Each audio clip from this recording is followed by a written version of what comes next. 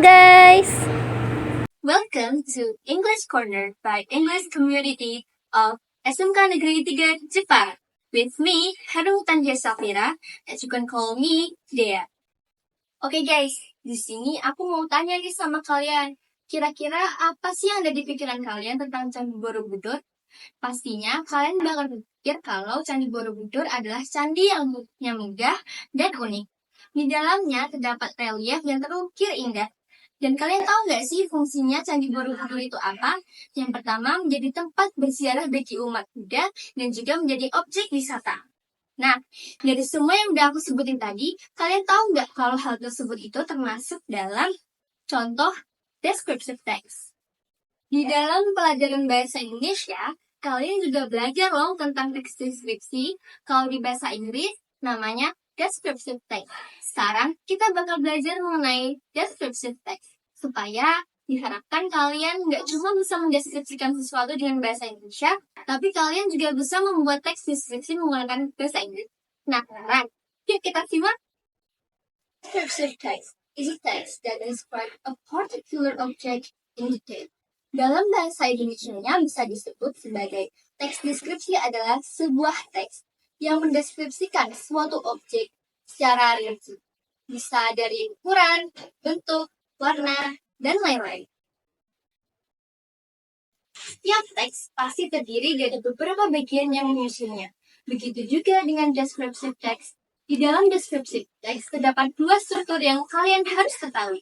Yang pertama ada identification atau identifikasi. Yang kedua ada description atau deskripsi. Yuk kita kupas satu-satu. Ada identification. Identification berisi tentang pengenalan objek yang akan dideskripsikan. Contohnya seperti objek itu apa, atau objek itu dari mana asalnya. Dan yang kedua ada description. Di description terdiri dari penjelasan yang lebih rinci mengenai objek yang sedang dideskripsikan. Seperti penanggalan dari objek. Berikut adalah contoh dari identification. Borobudur is a Buddhist temple. It was built in the 9th century under silent reign of dynasty of ancient Mataram. Borobudur is located in Magelang, Central Java, Indonesia. Berikut adalah contoh dari deskripsi.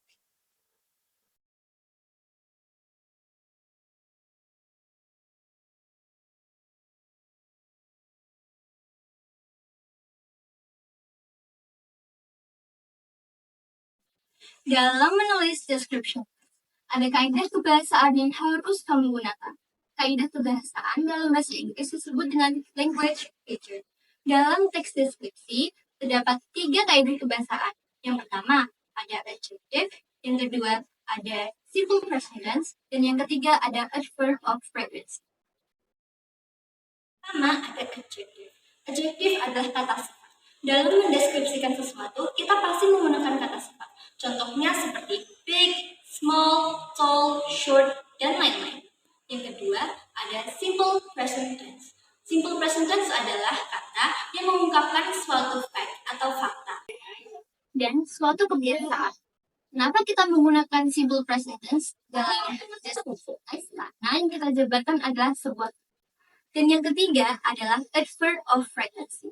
Adverb of frequency berarti menunjukkan seberapa sering suatu kata tersebut digunakan. Seperti contohnya usually, always, often, dan lain-lain.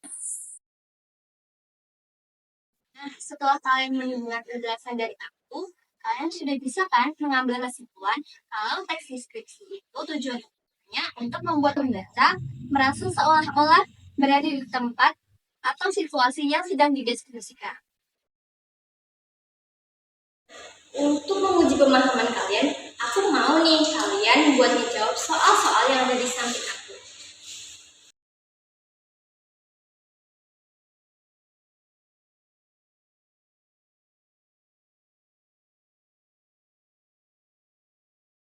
Akhirnya pembelajaran kita hari ini telah selesai.